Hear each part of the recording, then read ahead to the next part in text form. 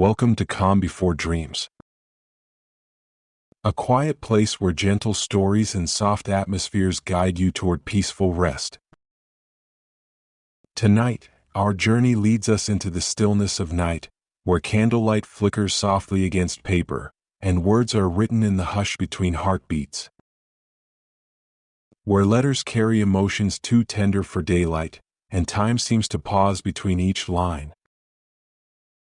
I'm Atlas, and I'll be your narrator for this evening's story, Letters in the Stillness of Night, a quiet Victorian love story. Before we begin, I'd love to know where you are listening from tonight.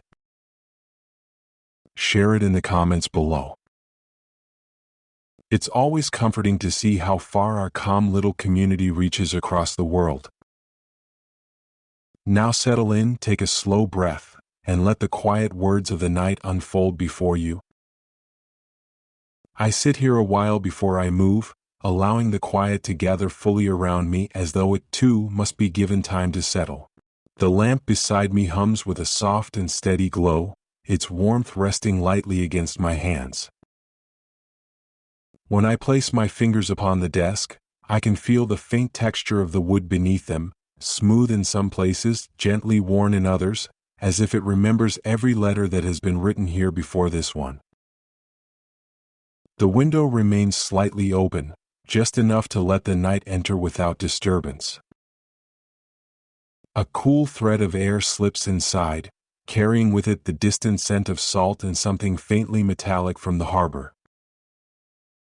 It brushes past my cheek and lingers for a moment, then moves on as quiet as it arrived. The curtain shifts almost imperceptibly, a slow and delicate motion that repeats itself without pattern. Below, the street has grown still. Earlier there were footsteps, the soft roll of wheels, the murmur of voices returning home. Now there is only the absence of those sounds, a calm that feels complete rather than empty. Even the sea seems to move more quietly at this hour, its rhythm distant, steady, and untroubled. I reach for your letters without urgency. The ribbon that binds them yields easily beneath my fingers, its fabric softened by time and careful use. I do not untie it all at once, but slowly, allowing each small movement to remain unbroken. There is something within this act that asks for gentleness, as though what rests inside these pages might be disturbed by haste. When I lift the first letter, I pause again. The paper carries a faint scent that I have come to recognize, though I cannot name it fully. It is not only ink, nor only the places it has traveled through, but something that feels quietly familiar, as though it belongs to you in a way I cannot explain. I hold it there in the lamplight, not yet opening it, simply allowing its presence to rest in my hands. In this moment, nothing presses forward. There is no need to rush toward the words, no need to reach their end. It is enough to sit here within this stillness, where the night remains undisturbed, and everything feels held in a gentle and patient quiet. I must begin perhaps not with the writing but with the finding. For these letters did not come to me in the ordinary way, nor were they placed in my hands with intention. I did not expect them, nor did I search for them. They waited, quietly and without demand, inside an old book that had not been opened for many years. It was a late afternoon when I found them, though the light had already begun to soften toward evening. The shop below was nearly empty, the last visitor having left with slow steps and a careful closing of the door. I remember the stillness that followed, how it seemed to settle along the shelves and gather in the corners where the light did not fully reach. The book itself was not remarkable at first glance. Its cover was worn, the edges of its pages uneven with age, and its spine carried the faint curve of something long untouched. It had rested on the highest shelf, where dust gathers more easily and attention seldom lingers. I had taken it down only to make space, intending nothing more than to set it among the others below. Yet when I opened it, something shifted. The pages parted with a soft resistance, as though they had grown used to remaining closed.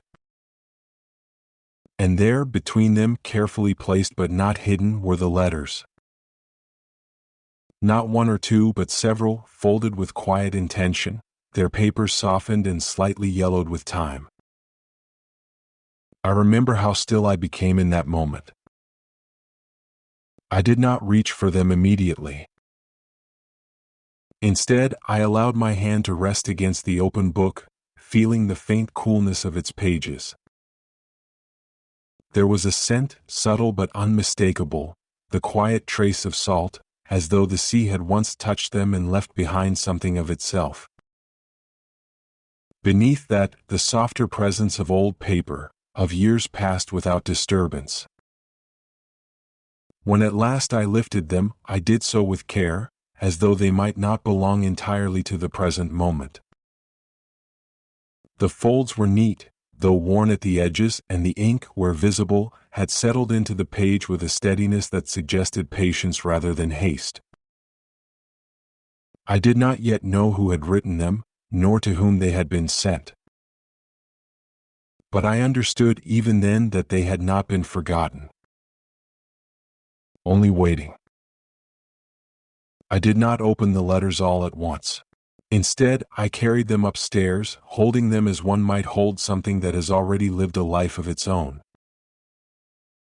The room above the shop received them quietly, as it does all things, without question or interruption. I placed them upon the desk beside the lamp and sat for a while, allowing their presence to settle into the space. When I unfolded the first, the name was written with a careful, steady hand. Clara Whitmore. It appeared at the close of the page, not adorned, not emphasized, but resting there with a quiet certainty. The letter itself spoke of simple things at first, of the shop, of the harbor bell, of the way the morning light entered through the window at a certain hour and lingered upon the same shelf each day. There was nothing in it that sought attention, nothing that asked to be admired. And yet it held me. The next letter bore a different hand. Elias Reed. His writing was just as measured, though slightly firmer, as though shaped by movement rather than stillness. He wrote from a steamship, though he did not dwell on the journey itself. Instead, he described a brief moment, a pause in Harbor Row, where the ship had rested only long enough for the exchange of cargo and quiet departures. It was there, within that short and passing interval, that they had met. Not in any remarkable way. Not in a manner that would draw notice or leave a clear impression upon others. He wrote of standing near the dock, of the faint sound of water against the wood, and of a woman who had come to deliver a parcel of books. He did not name her at first, but the recognition was there, held gently between the lines. Clara, in her own letter, spoke of the same moment, though just as briefly. A man among others, she wrote, who had paused long enough to speak, and whose voice had carried a quiet steadiness she had not expected. They did not meet again. There were no further crossings of paths, no shared walks or spoken promises. The ship departed as ships do, and Harbor Row returned to its usual rhythm.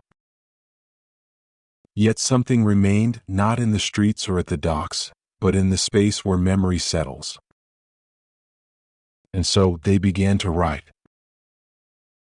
Not out of urgency, nor from any clear intention, but as one might continue a conversation that had not quite ended. Their lives returned to their separate courses, hers within the quiet structure of the bookshop, his along the shifting routes of the sea, yet these letters moved between them, steady and unhurried, carrying with them the small, enduring trace of a meeting that had lasted only a moment, and yet had not fully passed. As I continued reading, their lives began to take shape not through explanation, but through the quiet repetition of their days. Clara Whitmore lived above the very bookshop I now kept, though in a time gentler and further away. She wrote of small duties, dusting shelves each morning, arranging volumes by habit rather than system, and pausing often by the window where the sea could be sensed more than seen. She did not describe herself directly, yet I came to know her through what she noticed. She paid attention to light, to the way it rested on wood, to the sound of pages turning in an otherwise silent room. There was care in all she did, and a stillness that did not feel empty but quietly full. Elias Reed appeared only through his letters, yet his presence felt no less steady. He wrote from places that shifted, harbors, narrow rooms, the interior of ships, but his voice remained unchanged. He spoke of simple things, the creak of timber at night, the slow movement of water against the hull, the unfamiliar quiet of distant towns. Around them, others moved gently through their words. An older shopkeeper, patient and watchful. A postman who seemed to understand the importance of certain letters without being told. Women who entered the shop with soft voices and careful requests. No one stood apart, yet Clara and Elias remained quietly connected within it all, their lives unfolding separately, yet meeting again and again upon the page. As their letters continued, I began to feel the quiet shape of the world that held them apart. It was not a world of sudden hardship, nor of sharp sorrow, but one defined by limits that could not easily be changed. Distance in their time was not something softened by quick passage. It remained firm, measured in days and weeks, sometimes longer and always uncertain. Clara wrote often from the same room, her life anchored to the bookshop, to the street, to the steady expectations placed upon her. She did not speak of leaving, not because she did not wish to, but because such movement did not belong easily to her world. There were duties, quiet and unspoken, that held her in place.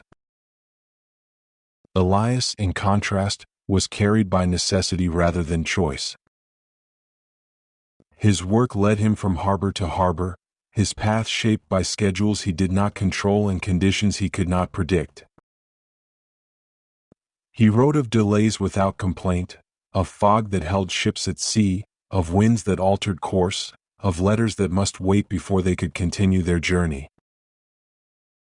There were pauses between them, times when no letter arrived, when days passed in stillness. Yet neither filled these spaces with worry.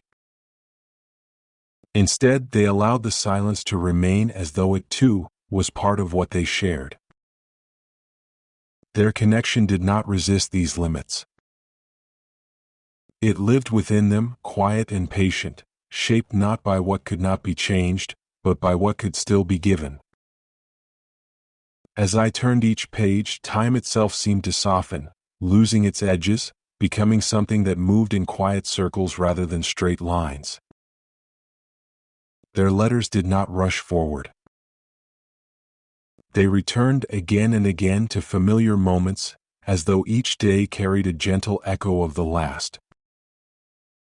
Clara wrote of mornings that began in the same way, the turning of the key in the shop door, the slow settling of light across the shelves, the faint chill that lingered before the room had fully warmed.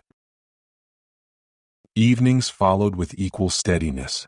The lamp was lit, the desk cleared, and the world beyond the window grew dim without ever feeling distant. Elias wrote from changing places, yet his days carried their own rhythm. There were mornings on deck where the horizon stretched unbroken, and nights in quiet rooms where unfamiliar walls held a temporary stillness. Though the settings shifted, his voice remained constant, as though time moved through him rather than around him. The letters traveled between them, one following another without urgency. Some arrived quickly, others after long intervals, yet each found its place without disruption. Clara would read, then wait. Elias would write, then continue on. Seasons passed in subtle ways. The air cooled, then softened again. Rain came and went. Light changed its angle upon the page.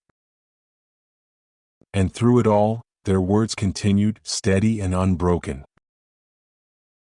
In this gentle repetition, time did not pull them apart. It carried them quietly alongside one another, each within their own world, yet never entirely separate. As I read further, it was not the passing of time that held me most, but the small and careful details they chose to share. Their words did not reach for importance, yet within them lived something deeply felt, something that remained long after each letter ended. Clara wrote of the way she would smooth each page before reading, as though preparing it to be received. She described a small garden behind the church wall, where the air seemed quieter, and where she would sometimes sit, not to think, but simply to remain. In one letter, she enclosed a pressed flower, its petals fragile, its color softened, yet still holding the shape of the moment it was gathered. Elias, in return, wrote of the sea not as something vast, but as something close. He described the sound of water against the ship at night, how it moved in steady patterns against the dark wood, never hurried, never still. Once, a faint mark crossed the edge of his page as though touched by rain. He did not explain it, yet it remained, a quiet trace of where he had been. There were no declarations, no sudden expressions that sought to define what passed between them. Instead, there was attention. A noticing of small things carried from one place to another, offered without expectation. Even the postman appeared in these moments, setting a letter aside with unusual care, aware, perhaps, of the quiet waiting it would meet. And in these gentle exchanges something deepened, not through words alone, but through the quiet understanding that nothing needed to be made larger than it was. As the letters continued, I began to notice a quiet change, not sudden, but gradual, like the soft dimming of light at the end of a long day. The earlier pages had carried the world within them, the streets of Harbor Row, the sound of carts along Stone, the shifting harbors Elias described with careful attention. But now these details began to recede, not disappearing entirely, but settling further into the background, as though they were no longer needed in the same way. Clara's writing grew more inward. She still spoke of her days, yet with fewer descriptions, fewer outward observations. Instead, there were pauses within her sentences, spaces where meaning seemed to rest without being fully named. She wrote of reading his letters more than once, of placing them back upon the desk and returning to them again, not to discover something new, but to feel what had already been given.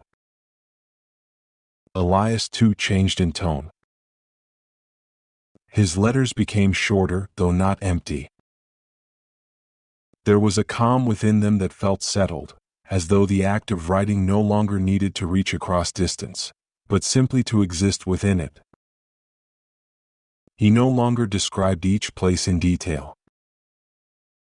Instead, he wrote of the quiet that followed his reading of her words, of how they remained with him even when he set the page aside. There were longer spaces between the letters now. I could feel them not as absence but as something gently expanding. Days passed without record, yet they did not feel lost. It was as though their connection no longer depended entirely on the arrival of each new page.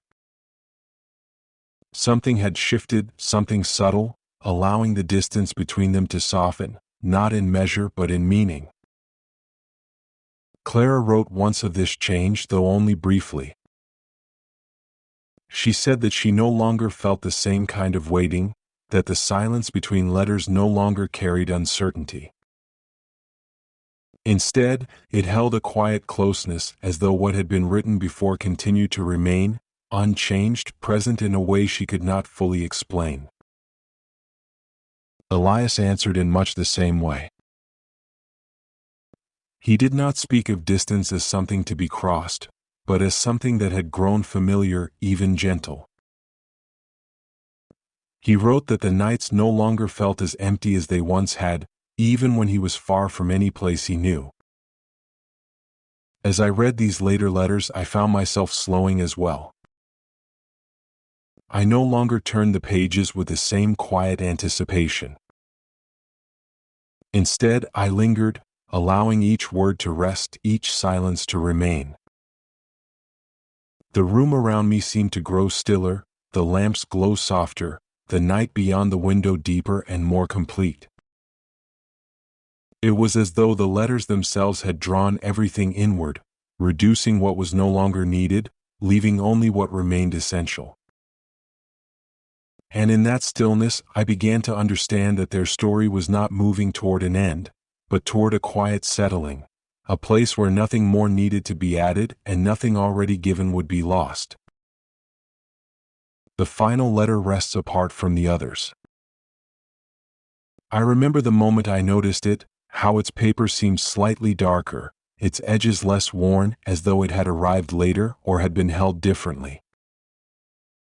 It was placed beneath the rest, not hidden, but set with a quiet intention that I could not fully explain. When I unfolded it, I felt at once that something had changed. The handwriting was still his, steady, careful, unmistakably Elias, but there was a softness to it, a lightness that had not been there before. The words did not reach outward in the same way. They did not describe places, nor passing days, nor even the gentle patterns he had so often shared. Instead, they remained close. He wrote simply. He wrote that the nights had grown quieter, though not in the way they once had. That the spaces around him no longer felt wide or uncertain. That even when he stood upon the deck, with nothing but water and darkness beyond, he no longer felt alone within it. There was no mention of distance. No mention of return. Only a calm and steady presence within his words, as though something that had once been carried across miles no longer needed to travel at all. He wrote that her letters remained with him, not only in hand but in a way he could not place. That when he closed his eyes, he did not think of Harbor Row as a place apart, but as something near, something already known and quietly held. There was a line near the end that I read more than once. He said that he no longer waited for her letters in the same way. Not because they had lost meaning, but because what they had given him no longer seemed to leave. I felt no sorrow in this. No sense of ending. Only a stillness, deeper than before, as though the space between them had become something else entirely, something that no longer required movement to exist. The letter did not explain this change. It did not name it. It simply remained as all the others had, offering what it could and nothing more. When I reached the final line, I did not turn the page. There was nothing beyond it. And yet it did not feel unfinished. Only quiet. Only complete in a way that did not ask to be understood. I sit for a long while after the final letter, my hands resting lightly upon the page, as though it might still hold a trace of warmth. The room remains unchanged, the lamp burning low, its glow softer now, settling into the quiet as though it too is nearing rest. Carefully, without haste, I gather the letters once more. Each is folded along its familiar lines, each placed upon the next with the same gentle attention with which they were first found. The ribbon is drawn around them, not tightly, but enough to keep them together, as though they understand their place beside one another. I leave them upon the desk. The window remains slightly open, and the night air continues to move through the room in soft, quiet breaths.